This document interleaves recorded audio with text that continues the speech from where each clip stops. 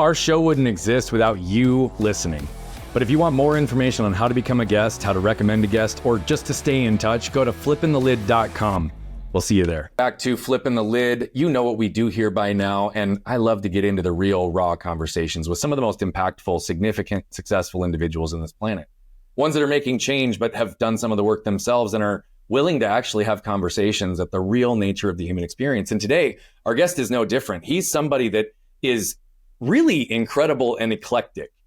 In the times that I have been able to interview and see him in his exposure, his brilliance shines through, and it's really obvious the impact that he's had. He's a developer of Brain Bump app, and by the way, he was educated at MIT, so it demonstrates a little bit about what his path was to begin with and his level of intelligence. It's been really cool to see how he helps tech startups build and grow, and here's the reality. He's here today to just share the story and make sure that you guys can see inside. Mark, it's a pleasure to have you here today, brother. Thanks for having me on the show. It's my pleasure to be here. Beautiful, my friend. Well, the only question that I ask almost every single guest is typically right after I do the introduction. And it's, who are you in your words, my friend? I am an educator. I'm someone who builds companies, and I'm someone who cares about making the world a better place. I love that answer. I love that answer. When you say that you're an educator, what does that mean to you?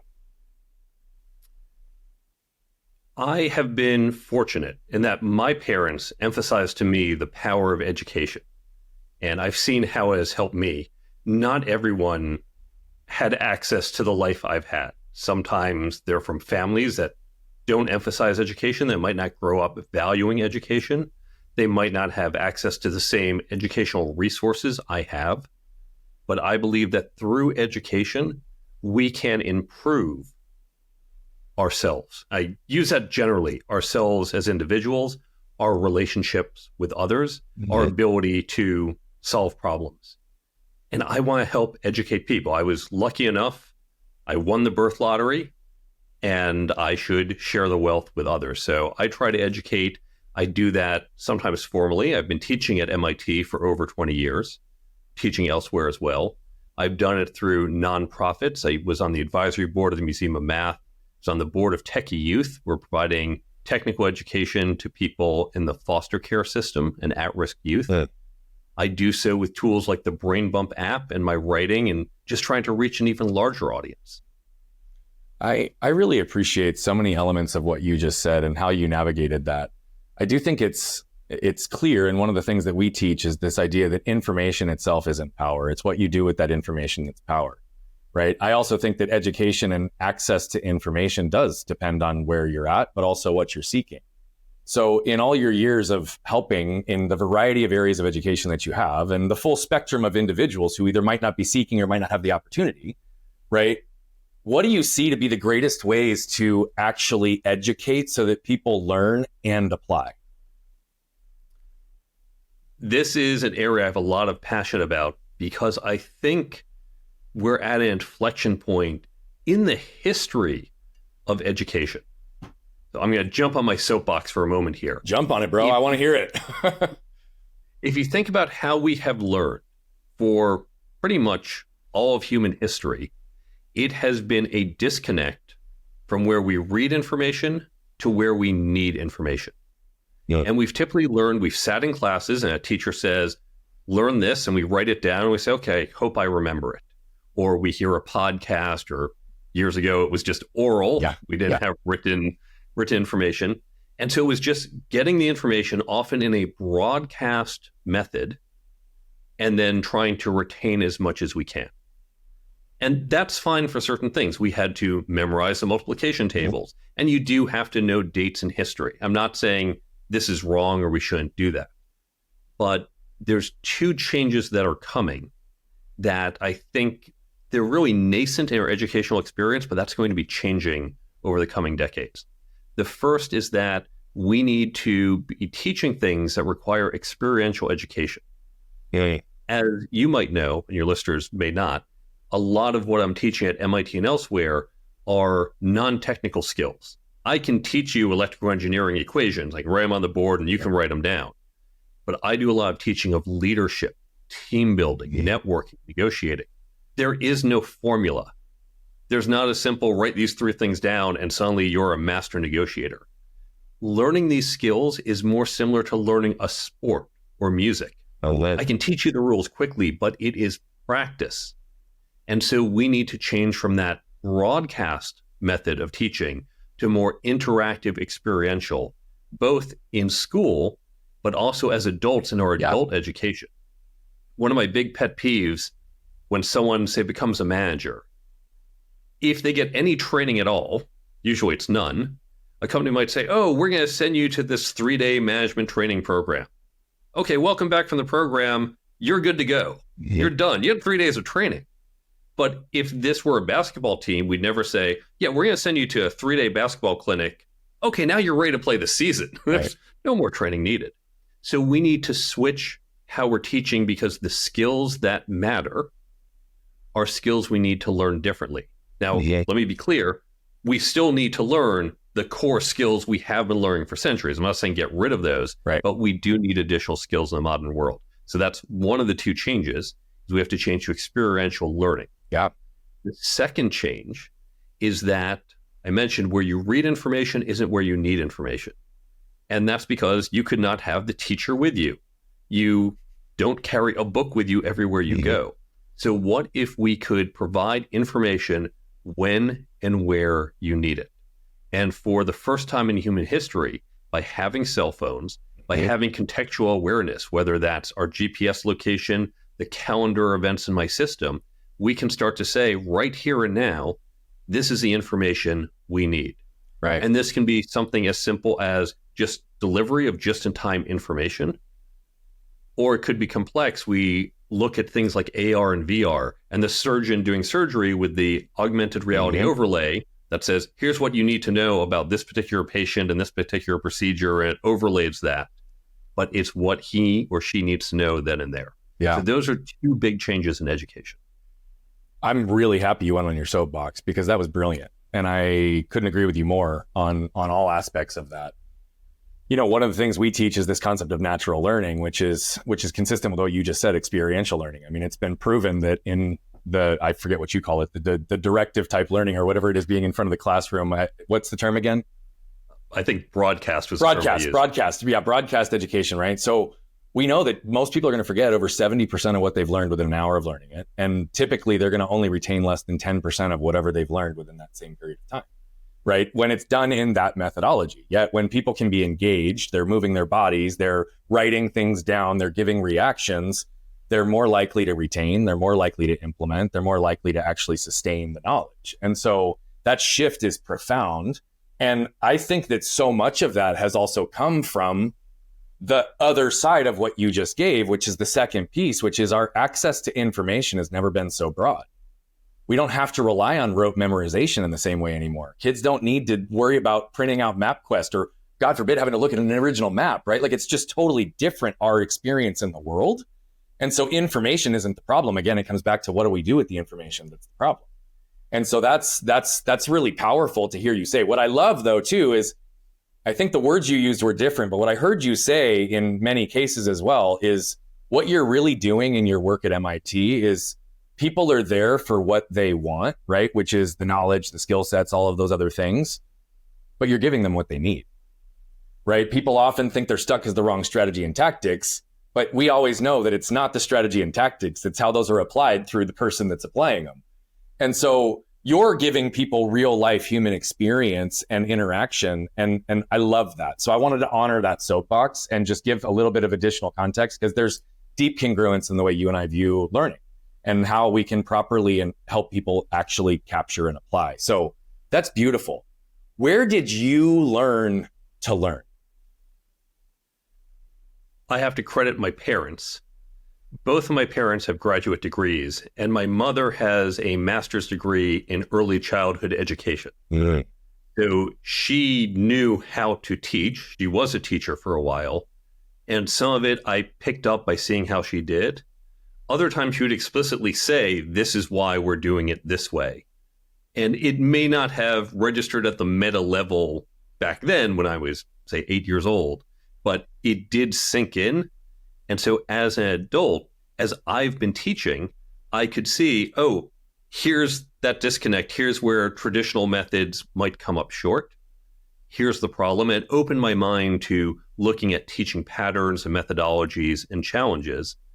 One of the challenges I had with my students, we're teaching them during the semester, and the skills we're teaching are ones we want them to use during their summer internship. We want them to use it always, but they think, okay, I'm in class right now, I just have to do the math. And I would see that disconnect, that they'd forget it by the time they showed up. I thought, how do we build that connection? Well, what are the teaching techniques we can use? And just having the bag of tricks, things like spaced repetition or things like active learning that can help lessen that gap. Yeah. You've referenced credit to your parents a number of times, which I think is really beautiful because, you said earlier that some people haven't had access to the life that you did. And there's a lot of truth to that in terms of our experience and coming into things. So with your mother being, and having a master in early childhood development, right? Depending on her clarity and awareness in those roles, navigating and integrating, being an educator to give you all of what she's capable of giving to any human in terms of education, and also being your mother, right? Sometimes can be conflicting roles depending on how it's approached. So I would love to understand, if you don't mind, like, what was the relationship that you had with your parents, and how did they facilitate this ability for you to learn? I'd say pretty good. Obviously, as a kid, there are times where you hate your parents and you have frustration. Part childhood. But overall, I have very loving, supportive parents. I actually, just the other night, I was thanking them, thinking about what they would do for me. My mother would always drive me and my friends to chess tournaments on weekends. I was saying to her, thank you for doing that. As a kid, I don't think I appreciated that. It's the weekend. What's she doing? Sitting in some hotel lobby while we're off playing chess and having fun. And she's saying there, and yeah, she brought a book to read, but still, that's not someone's first choice. Let me go to a hotel lobby after driving for an hour and a half and sit there and read. My father used to take me every Saturday morning. I grew up in Princeton, New Jersey, and we would go to Princeton Plasma Physics Labs that had a weekly science lecture. And again, he enjoys science, but still, I think about me as an adult. Saturday morning, I like to sleep in. But the morning he could have slept in, he would wake up and take me there to go to the lecture. And I just appreciate all those little things. They always emphasized education. We would go to museums. We'd go to Broadway shows. They really said, we want you to have fun, but also learn. Read to me, brought lots of books. So it's just the little activities. There's not necessarily a formal, this is how we do it in our house.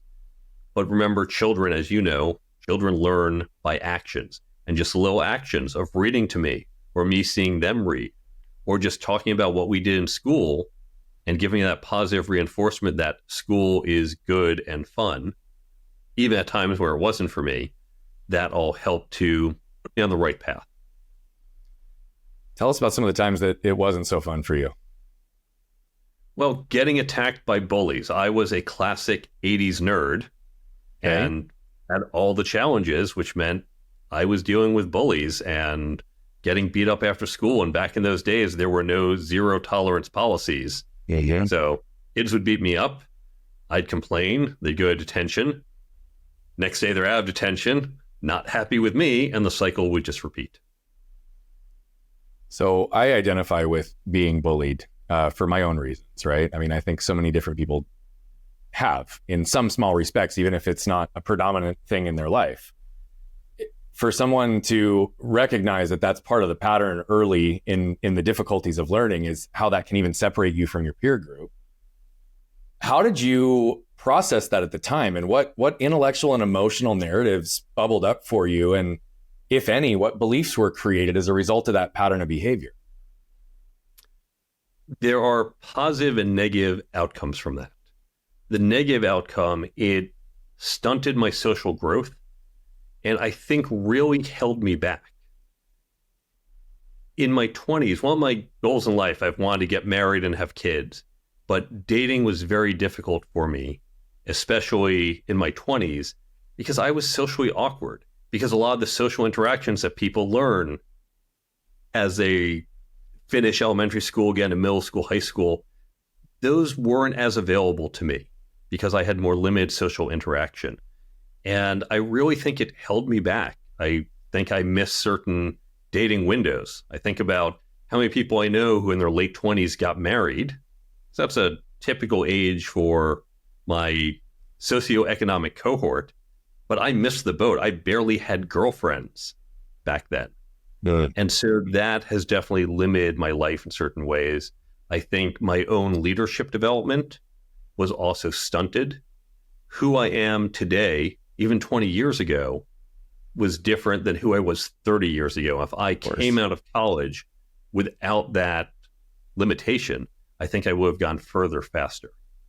The one upside for this, my self-esteem is not tied to my peers. Right. This is probably the one silver lining. So many people look to their peers, and if your friends don't like you or they judge you this way, it impacts you.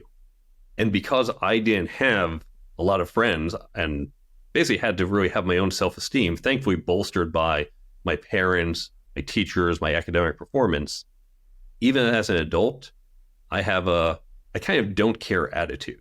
It doesn't mean I don't care about people in general. I learned years ago, whatever you may think of me, I have to respect you first before I even care what you think about me. Yeah. And that turned out to be really helpful, especially today on the internet. There's always someone on the internet who thinks you're an idiot. You know what? I've got better things to do with my life. Now, if you're a good friend of mine, if you're someone I respect and care about, and you say, Mark, I'm disappointed in you, or I think what you're doing is wrong. Okay, let's have this conversation. I'm going to hit me. Some stranger says you're an idiot. Okay, enjoy. I've got better things to do with my time. Yeah.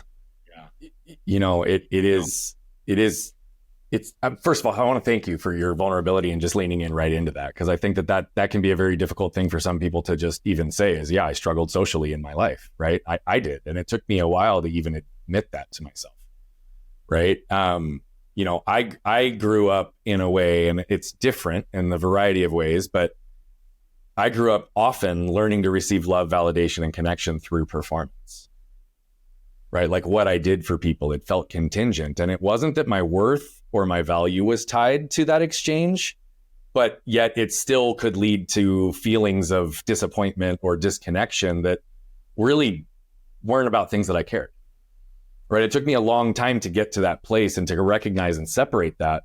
So I'm curious, how early in your life did you become aware of the dynamics of your social challenge? And at what point did you lean into and start to develop the social skills, many of which you teach today? I don't know if I have an answer to the first part of that question. I'm not sure when. That's okay. I really became conscious. I do know when I went to college, I did recognize this was an opportunity to try and reinvent myself. And I took some forward steps. So in the right direction, some of the wrong. One of the mistakes I made, I joined a fraternity. And most people are surprised to hear this. MIT actually has one of the biggest Greek systems of any university. That's awesome. But it's not your stereotypical type of Greek system. We live in our fraternity houses, and in fact, they tend to be very nice Back Bay brownstones. Well, nice from the outside, usually the fraternity part. Fair enough.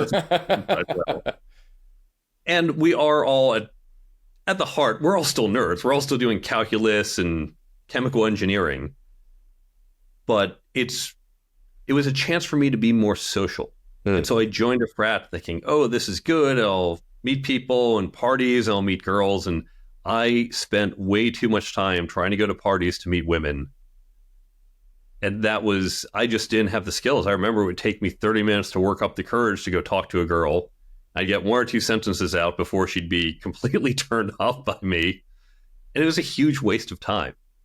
I think about a friend of mine, John Chisholm. He was a former head of the MIT Alumni Association. In his talks, he's a very successful entrepreneur. And he says something that I think is brilliant. He's a couple years older than me. And he says in his talks, he said at a certain age, I forget when, maybe high school or college, says, I accept the fact that I was gay. And now, obviously, back then, that was a limitation in our society. Unfortunately, it still is in some sense I agree. today. Unfortunately, it is still in some places. But he saw the silver lining because he said, well, all my friends are going out chasing girls. That wasn't an option. He probably didn't have dating options within his community. So he could focus on other things. And I think about all the time I wasted going out to bars in my 20s with my friends, trying to meet women, going to these fraternity parties.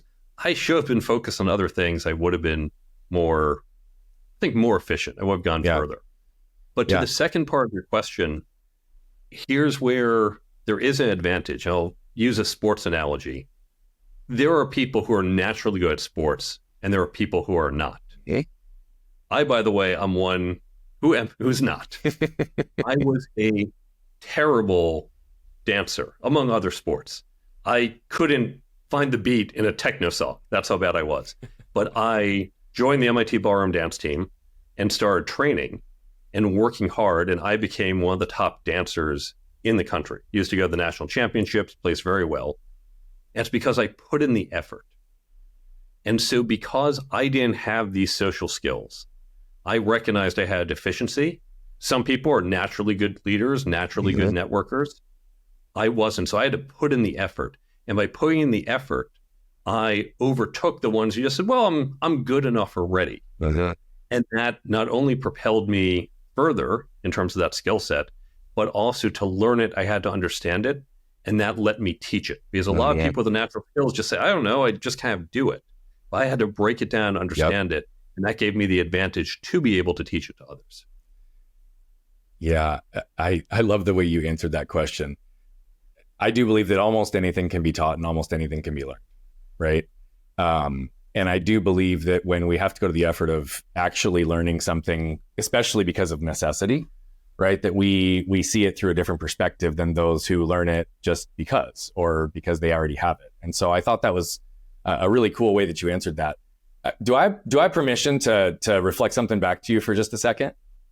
Please do. So the listeners will know exactly where I'm going as soon as I say this. You have used the word should a variety of times through our conversation. And in most situations, it's been towards yourself and what you should have done differently. So here's what I want to reflect back, because I'm on a mission to eradicate the word should from our language. Because should is a shame-based word. It implies that whoever you were, whatever you were doing, it wasn't good enough, right? And the reality of it is it can always, in every situation, be replaced with either the word could or would, right? And so why I say that is you're like, man, I should have not wasted all that time going down that path. But here's the other truth. There's 4 things that we all seek and desire. We all want to feel safe. We all want to feel protected. We all want to feel seen and understood. And we all want to feel connected, right? And so part of that is a natural journey in evolution to define what does human connection look like and feel like for me? How do I explore this so that it can feel comfortable and natural and not forced? And what parts of myself do I need to accept through the process, right? To allow myself the freedom and grace to just realize that everybody's wired a little different, right? Like, I mean, all of that is the subtleties behind what you said. And so I reflect back the should piece just because I wish I could get people to just stop saying the word.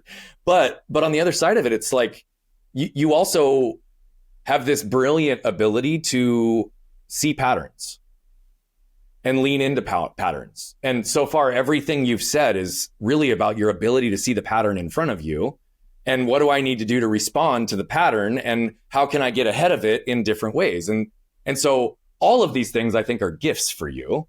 And so take that for what it is, I guess. But have you ever felt or experienced that way in terms of the word should? Has anybody shared that with you before? I've probably heard similar things at some point. I will note, now I'm going to be very conscientious of my words. I think you're right about the pattern recognition. Thank you for that kind observation. I wish I had recognized some of those patterns sooner and could have said, I've spent 2 years going to parties. I'm not making any progress. Yeah. Maybe I should try a different approach. The goal might be right, but the approach is not. And I didn't wake up to it sooner. But I would also say one thing about my nature is I'm always comparing myself. I am competitive in certain ways. And I'm always competitive with the next step. So however good I am, it's okay, I've achieved this, but now let's reset expectations. So for example, my book came out and my book did very well by most measures. It won a bunch of awards. It has sold very well. Congratulations, my friend. Thank you. I compare myself not to, other authors where I'm doing better. I compare myself to my friends who are Wall Street Journal best-selling authors. Yeah. I'm not one of those. I'm not on the New York Times best-selling list as some of my other peers are. So when I said, I need to be an author, okay, here's the bar. Let's do better. Great, did that.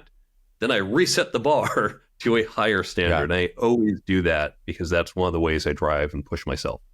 Well, I fully identify with that myself. I mean, truly, I say I'm on version like 88.8 of myself. I mean, I've got a phoenix bird tattooed on my right arm because I've burned myself down to ashes more times than one. And then you got to rise from it.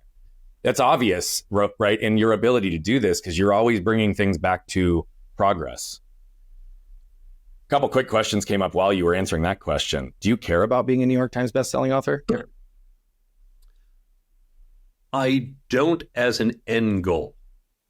I always said for my book, I would rather have 1 million people read the book and use it, and somehow I make no money, than I make $1 million, but no one actually reads the book. Bingo. Because I'm about impact. You care about impact. Yeah. Now, could being a New York Times bestseller increase my impact? Sure. It could. Well, I mean, I fully own that's something I plan for myself in the future, to be a New York Times bestselling author for that exact reason. It's not for the ego. It's not for the vanity. It's not for, I don't care how I stack up against, it's because of exposure and attention that it creates. Yep. And the opportunity then for us to lean into impact. Because I do believe if we chase impact, the income always follows. Like that's just core to my belief system. It's so obvious how you navigate that. And I think it's really, really cool. I mean, honestly, I'm loving this dialogue and this conversation. When did you start to realize your ability to see patterns? I think very early on, probably in my teens. In fact, this is part of the model I have of intelligence. Now, there's lots of debates about what is intelligence. Mm-hmm. I actually took a course called Society of the Mind at MIT, taught by the late, great Marvin Minsky. He was a pioneer in AI.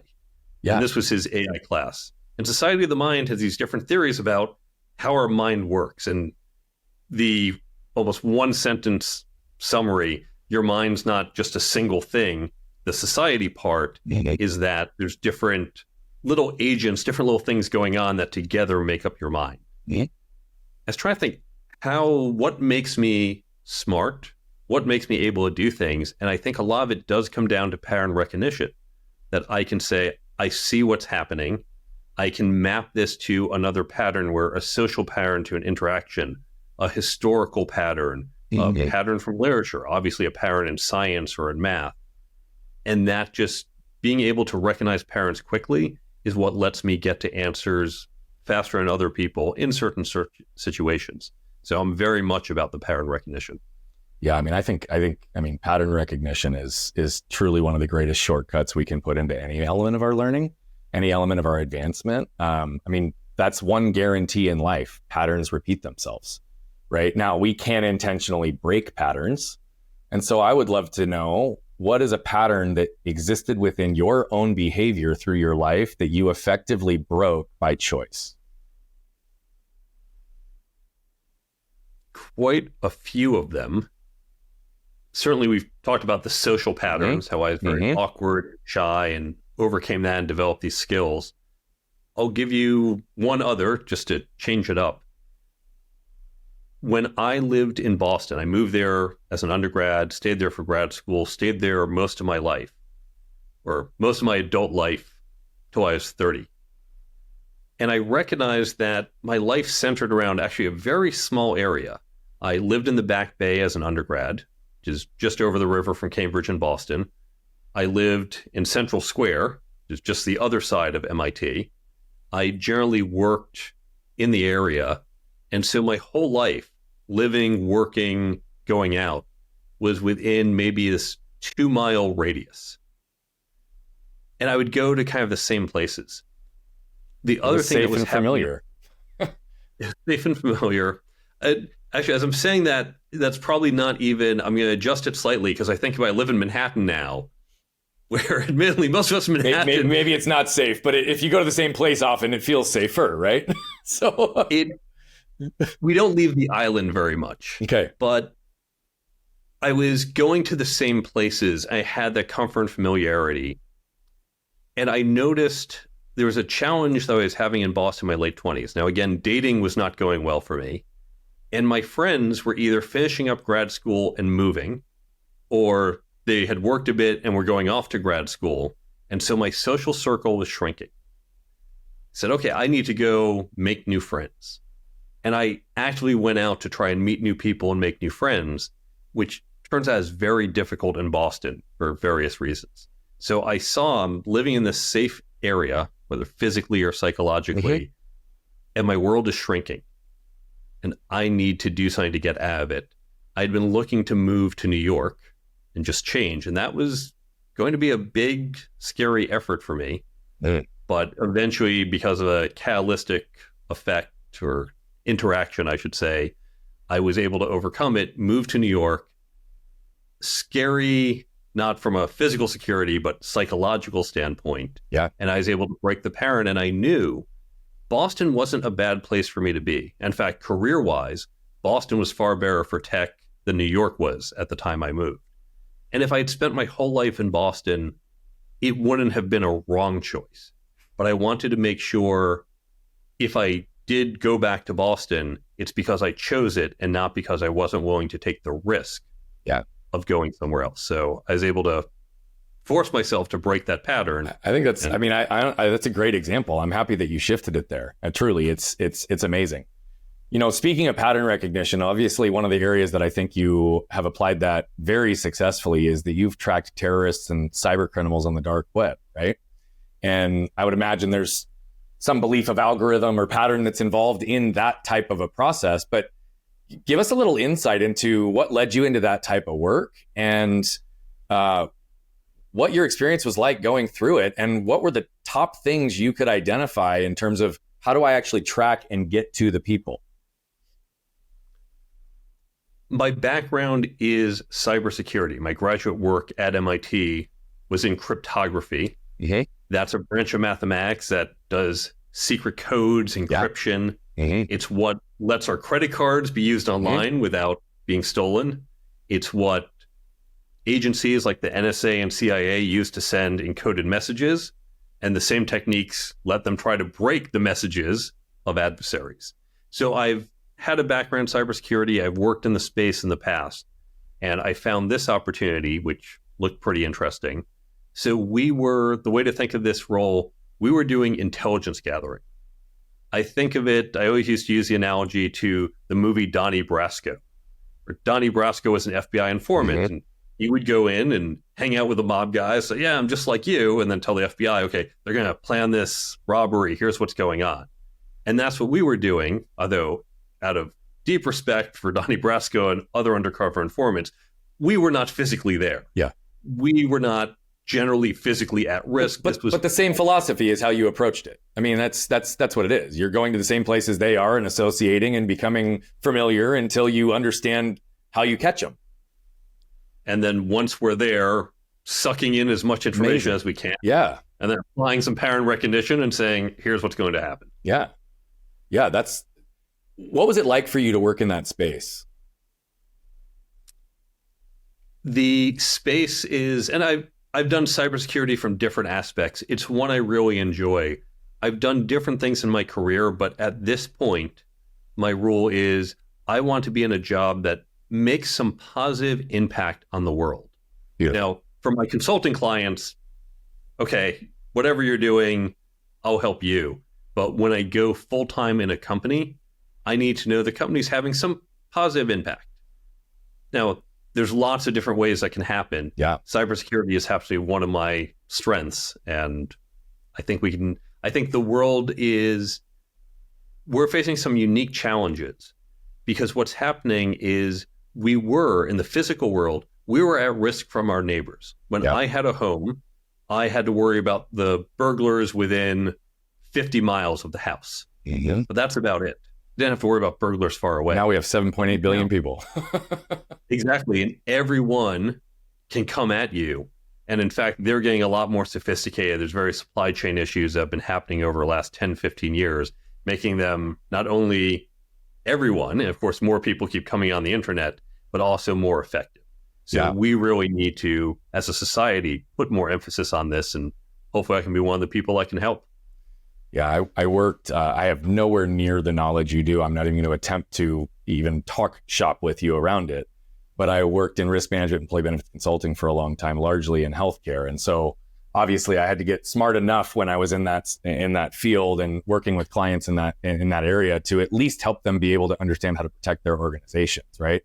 The depth of understanding that you have is really cool. I like how you have always found ways to progress, to create, to wonder, to innovate. You wouldn't have over a dozen patents unless you were an inventor and someone who was truly looking for ways to disrupt patterns that aren't serving us anymore. What are some of the coolest patents that you have today? And why do you think it's important for people to patent their work? Some of the different patents, the most recent one that I actually got just a few weeks ago at the time of our recording, so I got it in September, October of 2023, was a patent on the Brain Bump app. And this goes back, we were talking about learning earlier. One of the challenges we have is, as a student, there's a test. So, okay, there's a test. I have to look again at the material. That's called spaced repetition. See it over and over, reread the chapter, look at flashcards, and that's how we learn. As adults, we don't do that. Maybe if you're studying for the MCATs, but as you point out, people are listening to this episode or other episodes. They might say, oh, that's a really good point, but they're going to forget most of it. It's even worse because you're probably driving to the office and you're about to make a context shift, or you're jogging and when you get home, again, a context shift, shower, and then make dinner. And so you're not really focused on retaining it. So for the Brain Bump app, one of the things we did is we take those key ideas from books and podcasts and other sources, we put it into the app, but we have what we call passive spaced repetition. So you can get a daily reminder. So for example, you can get, if you're trying to learn more about management, you can set up so you get a management tip every day at 9 a.m.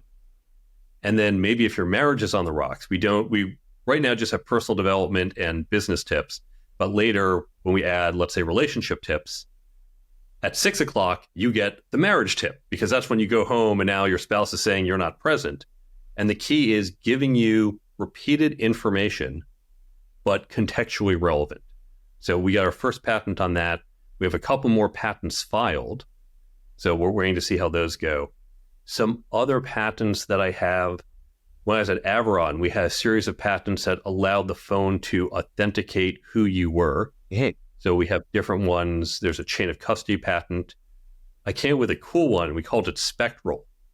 And this is effectively infinite burner IDs. We know there are burner phones. A girl might meet you in a bar and you want her number and she thinks, well, let me give them this fake number just in case.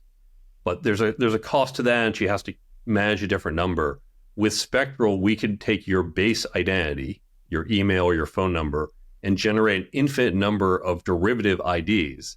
So she could give effectively a unique number to you, a different number to someone else, different number to someone else, and then just cancel that third guy's number, but the first two of you could still talk to her. There are some interesting implications there. I'll mention one more. Now, this patent, the company unfortunately abandoned it, so I don't know if it would have been granted or not. This is not one of the dozen, but this is one I'd created. One that you, gotcha. Back in 2000, we invented and filed a patent on what's effectively the App Store. We were building a mobile device. This was an enterprise device. And the idea, now think back to the year 2000. We didn't have cell phones. They're basic, the old type of cell phone that just had maybe a couple characters texting. There were smart devices. There was the compact iPac and HP Jornada, these big devices that you could put a wireless backpack on them to get connectivity. And we said, let's build a basic system that would allow a company to create little modules that could be installed that would connect back to services. And we needed a way to manage all that. That's what we filed a patent on. Now, I don't know if there was prior art that done it, but I feel like, if we had gone further, we would have had a patent on the App Store if it had been granted. Yeah. I asked that because I think any inventor, any invention, I think is always interesting to hear the story, the purpose, the solution. And it's entrepreneurs who find problems in the world and create solutions, right? That keeps things moving. And you're doing that by elevating how people can actually memorize, learn information with intentional repetition in a time when it's relevant. That goes back to the point that you were talking about with the divide, where it's like people don't always have what they need when they need it. And you're facilitating a process for doing that. I love all of what you've suggested, because not only is it a learning pattern, but that same theory of learning can be used to train and condition our subconscious minds to work on our behalf, right? It can really allow us to, again, use repetitive actions, repetitive reminders, having things be relevant in context in a way that keeps us aligned and keeps us moving and growing. And so I love it as a learning technique. For other elements of the Brain Bump app, like what was the core purpose of the app? If that wasn't the sole reason, I know you have other patents filed on it. What was the sole purpose for Brain Bump app, and what do you hope it will become? It was recognizing, as we said at the start, where you read information isn't where you need information. Recognizing my students would forget most of what we talked about before they needed it.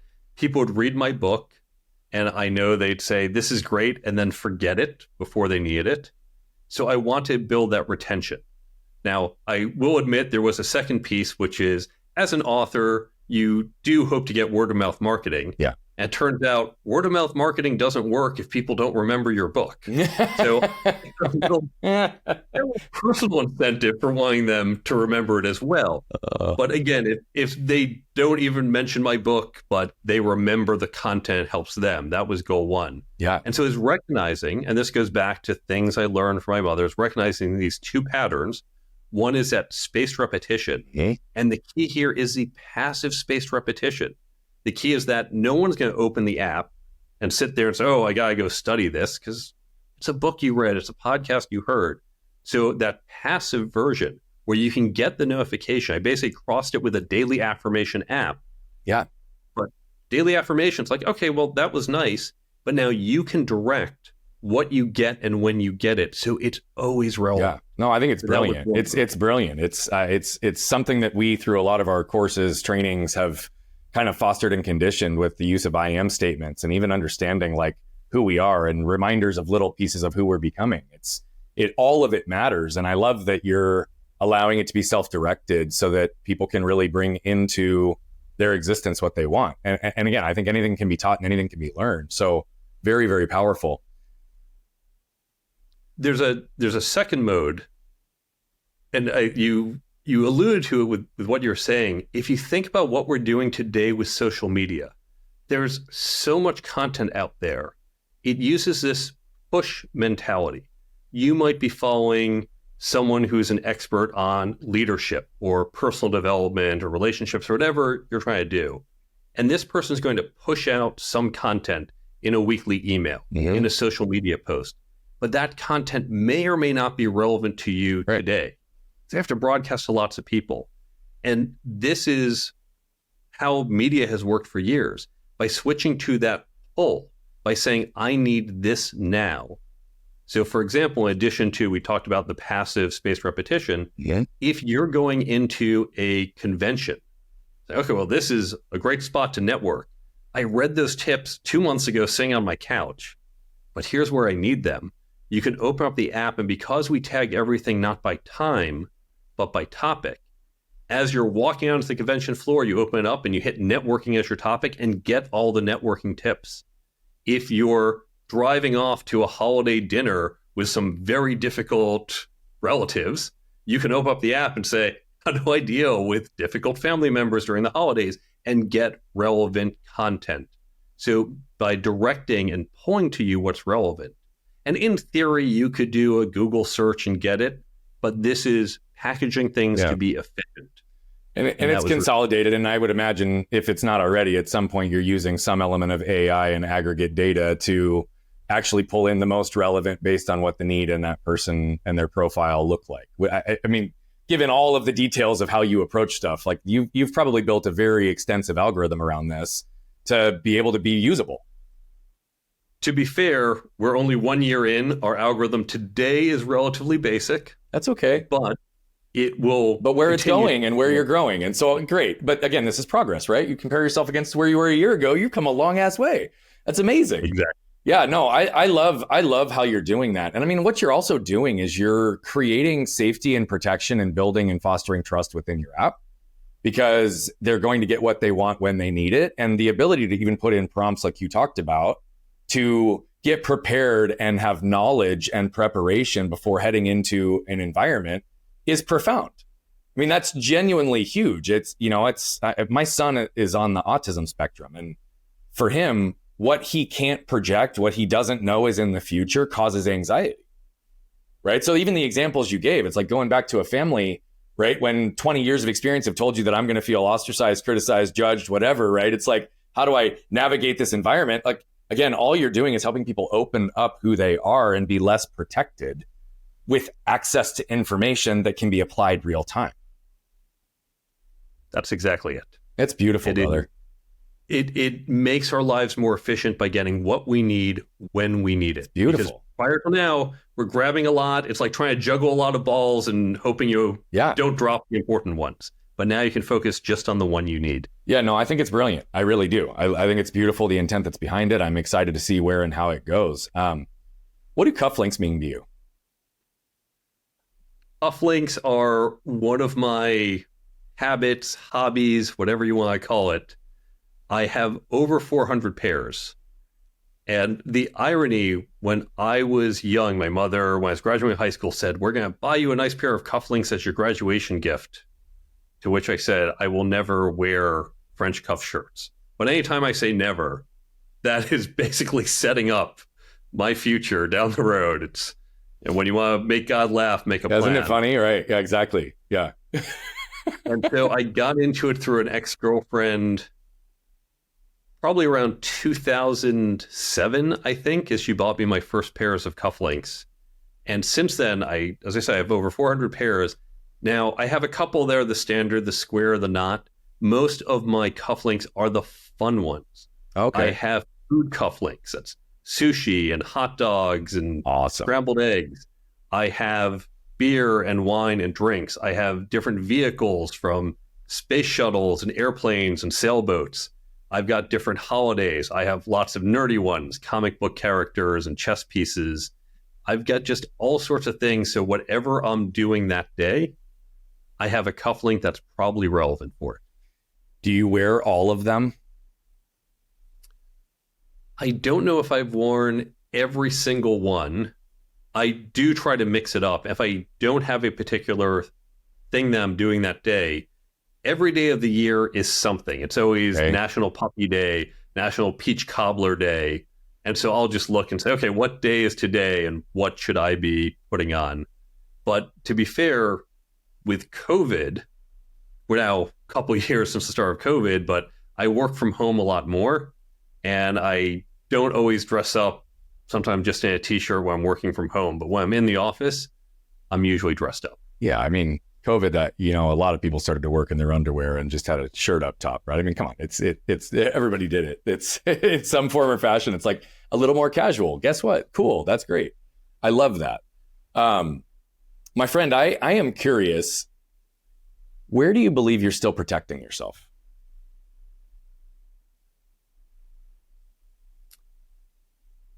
In what way do you mean protecting myself? Because there are probably a couple different interpretations to that. I actually want to leave it open to your interpretation.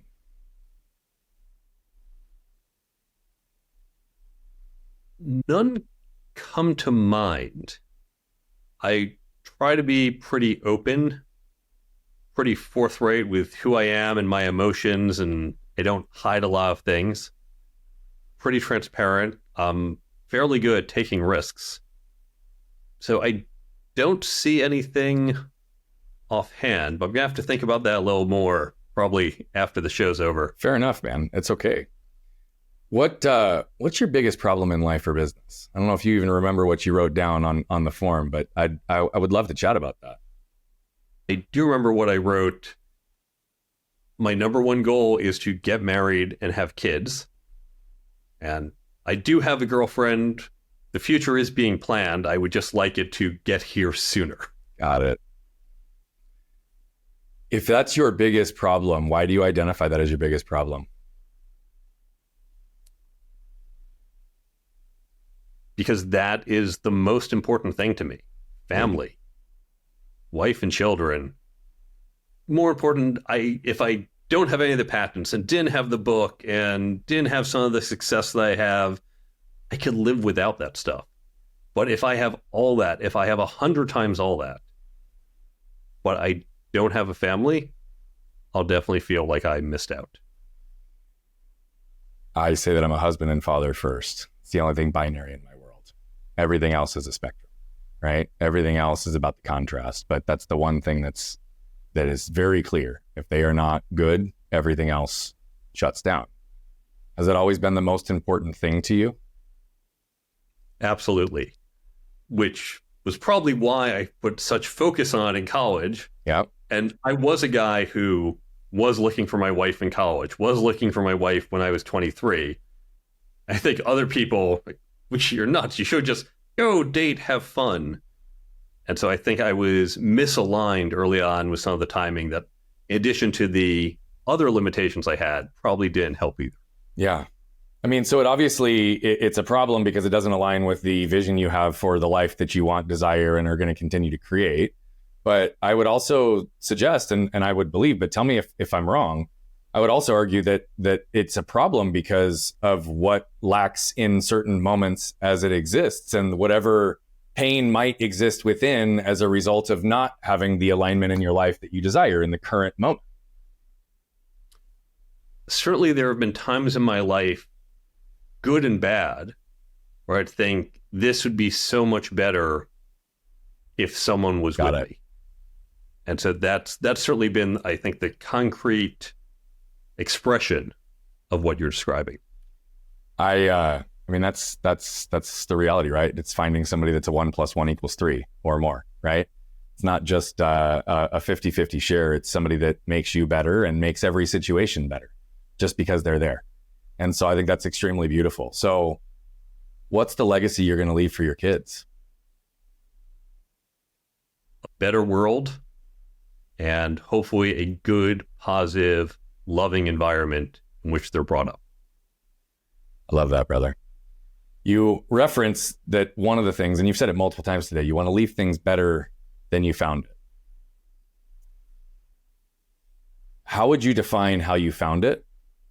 And what is the ideal in terms of better? There's an expression in Judaism called tikkun olam, which means repairing the world. Yeah. It's a belief that the world isn't perfect, but each of us have an obligation to make it better. I'm not a particularly religious person, but when I think about where we are today, we are here and can do the things we're doing because years ago, other people took steps to make the world better. That might be because we now have vaccines, so we didn't die of polio when we were kids. It might be because there were petty dictators and people stood up and said, let's have a better system. Let's fight for rights of other people. It could be because someone said, let's explore science or the planet and try to find more of what's out there. There's all sorts of ways you can do this, but we are here benefiting in a world that's better than it was 100 years ago, 500 years ago, because people said, I'm going to make the world better in some way. And so I believe we have a similar obligation to the coming generations to make it better still. Yeah. Your commitment to self, to make yourself better every day, is obvious and it's real. So based on where you are today, what are you focused on improving and making better within yourself for the future? Family. Yep. We talked about that one. We're clear on that one. Other than that, I would say the skills that we talked about earlier, the ones that I teach, there's no endpoint. It is a continual learning process. Just like you could be at the top of your game in a sport, but you don't say, well, okay, I'm all set. Say, how do I keep getting better? And I'm going to continue to improve myself in those skills and also improve the way I can help teach and help others with those skills. I love it. Where can people find the career toolkit? Where can they access the Brain Bump app? And how can they follow you and all of your brilliance? I'm going to give you 2 websites. Okay. The first is for the book, thecareertoolkitbook.com. And at that website, you can learn more about the book. You can reach out to me. You can follow me on social media. There's a number of free resources on that website. In fact, everything we've talked about, other than the book where they like to actually get paid for printing it, everything's free. I don't even ask for your email because I have nothing to sell you. So lots of free resources. I put out articles every week on the site. That's all at thecareertoolkitbook.com. For Brain Bump, it is a completely free app. Everything we talked about, all the features and functionality, 100% free, no ads. We don't track you or do anything like that. You can find it free on the app stores as Brain Bump, or go to brainbumpapp.com. That's brainbumpapp.com. And there you can click the link to fall to the store and download. There's a quick video that shows how the app works. And so all that completely free, brainbumpapp.com. I just love you, brother. You are an incredible human. Your desire, your heart, your intent for the world it's inspiring, it's bright, it's warm, it's all of the above. And I really want to thank you for not only all that you've already done, but all of what I know you're going to continue to do just because of who you are. The ripple effect through our world, I'm sure, is going to be felt. And again, whether or not somebody knows your book, I think at some point, in many ways, many people are going to know your name because of the impact you've left. What is a closing message you'd like to leave the audience with today? The skills that we've talked about, leadership, networking, negotiating, you heard me reference, these are learnable skills. You may naturally be good at them. You may not be, but know that it can be learned and you are capable of learning it. And here's the real secret. If you get just a little bit better at any one of these skills, it will have a compounding effect on your life, on your career success, in your personal life. So don't worry. Don't say, oh, I'm so far behind my peers or other people. Just get a little bit better, and that will continue to propel you forward and improve you and hopefully those around you as well.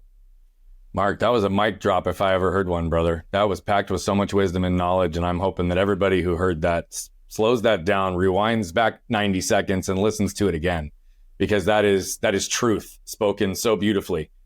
Everybody who tuned in today, you got to see Mark flip open his lid. He told us about the stories, the foundation that led to who not only he became, but who he's becoming. His constant evolution for learning, his desire for growth, his curiosity and wonder that shapes everything he does. He's really been able to benefit and recognize patterns in his life, and that's what's allowed him to escape the burdens and the pressures, the trash from his past. Because once you understand and you see something, you can then be intentional about it. And when you can do that from an objective and non-judgmental lens, but through the lens of progress, which he so beautifully demonstrated through the show, it's possible for every one of you. But you got to flip open your lid and scan your can. What you can probably tell by now is that I love telling these stories, but what I love even more is the impact that's coming from them. You see, we're on a mission to impact over 1 billion lives as quickly as possible, but to do that, we need you.